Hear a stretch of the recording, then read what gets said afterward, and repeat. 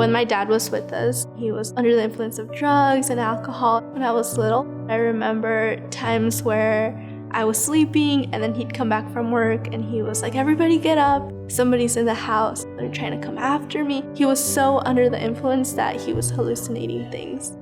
It was pretty hard being able to focus and do my homework or anything because he'd have us stay up almost all night. I remember a couple times when my mom was like trying to stand up for herself. Things would get physical and he'd be like, I don't need any help. My mom decided that she wanted to get separated and he had moved out. One night he was driving around our neighborhood and was like speeding, and he was saying how he wanted to drive the car inside the house. The neighbors, they ended up calling the police. When he was sent to jail, he ended up getting deported. And once he left, our life changed.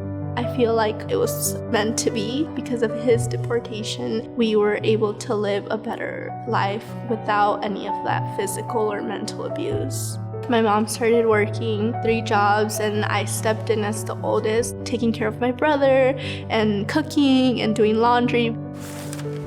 It was really hard because I'm the type of person who really wants to do good in school, and I sometimes think like, I don't know how I'm balancing everything that I do at home while also keeping up my grades. I first met Gabriela, and I think one thing that stood out about her was you would never know that there's all these things that she was going through or dealing with in her world outside of school, because she shows up and she still has a smile on her face and she's working incredibly hard. I'm currently taking a human anatomy class and I'm volunteering at a hospital. I want to become a labor and delivery nurse. She has always chosen classes that are incredibly rigorous.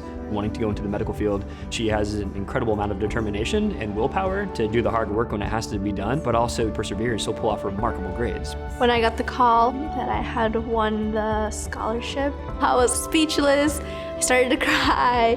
I told my mom, and she was like, I'm very proud of you. All of this that you're doing, it just makes me really proud of who you've become and who you are. To see these things that she's been working on for years now start to come together, to get accepted to college, to be the first one ever in her family to get a scholarship. It's incredibly emotional, but it's also very rewarding. I do feel proud of what I've accomplished. It makes me proud to see that everything that I've done and how I've helped my family, everything's gonna be fine. As long as you really try and you really want to achieve something, you will.